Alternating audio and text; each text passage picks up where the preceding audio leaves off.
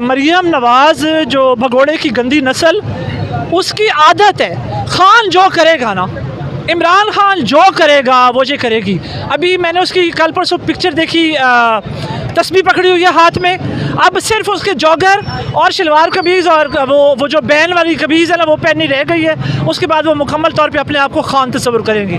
खान ने जब से अफ्तारियाँ करनी शुरू की हैं अपने कारकुनों के साथ ज़मान पार्क में, उसको भी बेचारी को शौक़ चुराया कि हो सकता है मैं ये चार्ट बना के ज़रा दिखाऊँ आवाम को, तो आवाम मेरी तरफ आए।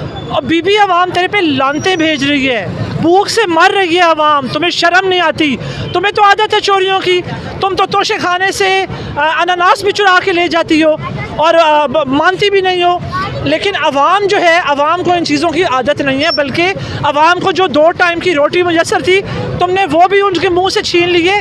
अनकरीब इंशाअल्लाह ताला आवाम तुम्हारे घरों का रुख करेगी।